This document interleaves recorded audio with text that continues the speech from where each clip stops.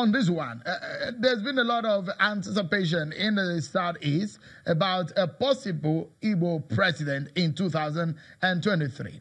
The choice of a running mate from the Igbo extraction, do you think it might just have blown the opportunity for a possible presidential Igbo presidency in 2023?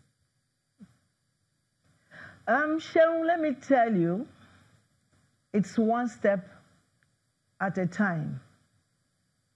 I've also listened to you, and I'm itching to tell you that what will be at stake at the 2019 election is about the performance of the government now. Yes, population, but people are going to assess and compare and contrast what has transpired since 2015 and previously. And I'm talking about Igbo presidency. Well, vice president to the Southeast, at least there's the word president now associated with the Southeast. But it's one step at a time. And you see, for you to be voted by the people, it depends on the performance.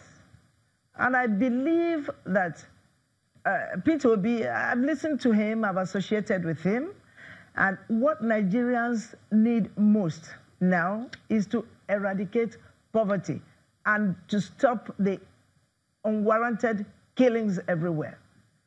And then when you have a personality in position as a vice president who is conscious and sensitive about what Nigerians have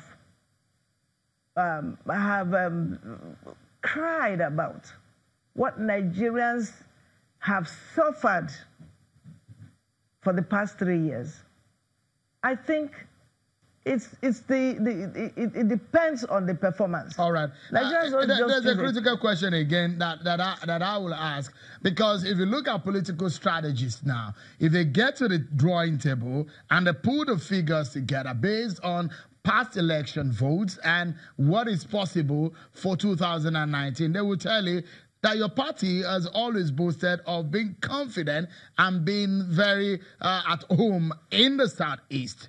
And as it is right now, what are your chances in the southwestern region of the country going forward?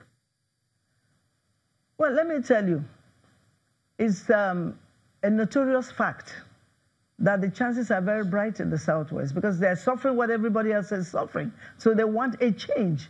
They want PDP to come back. PDP didn't lose the elections that were held recently in the Southwest. These are notorious facts. Oshu is a very, very, very terrible experience. And everybody knows that. But INEC says otherwise. INEC declared not your candidate. So the authorities have said your party did not win. Well,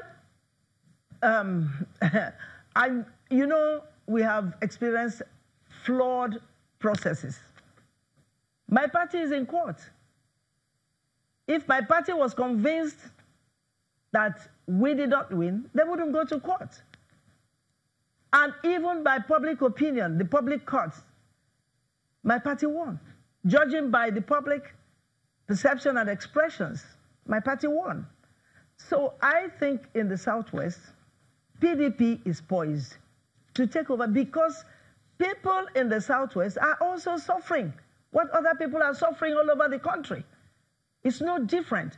So it is important to them to have a change. It's not important that, because Southwest did not have a vice presidential candidate from Southwest, there's a vice president now in the Southwest.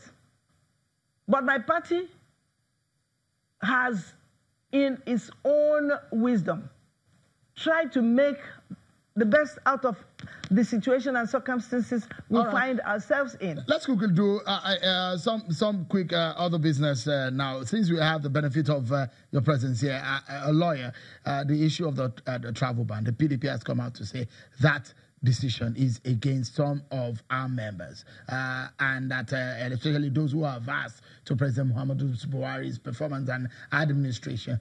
Do you think so? Well, I wouldn't bother about who it is against. I'm interested in the legality or constitutionality of the issue. Yes, the court has made a pronouncement that there is a constitutional right for the president to make executive orders. No doubt about that, including Order 6, Order 7, Order 8, ad infinitum.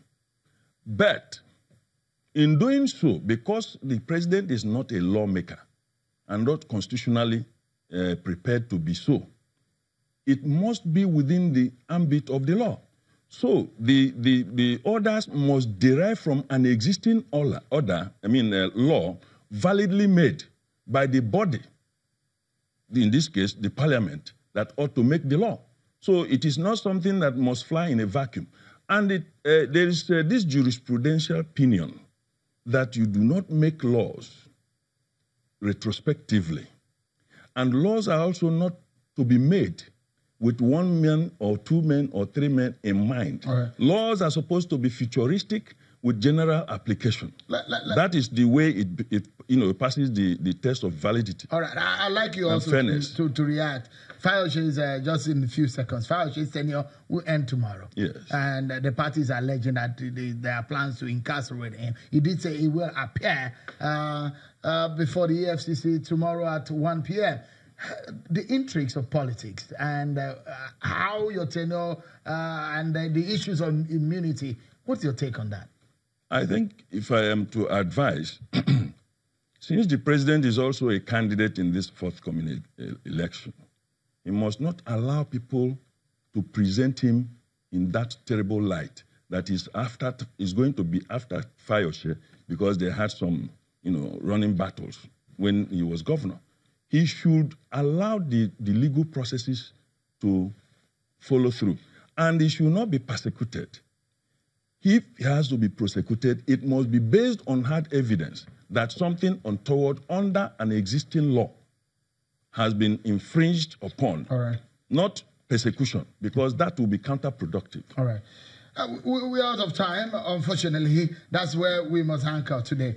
I must sincerely thank Dr. Kemba Chikwe.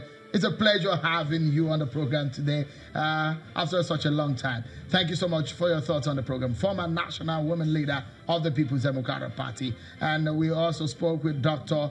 Bode Olajumoke, a PDP chieftain. And thank you also, Mr. Chima Naji, for coming on the program, a lawyer based here in Lagos. Thank you so much for coming. My pleasure. That's our show for tonight, everyone. Many thanks for being part of it. I'm Shiwa Kimale. Bye-bye.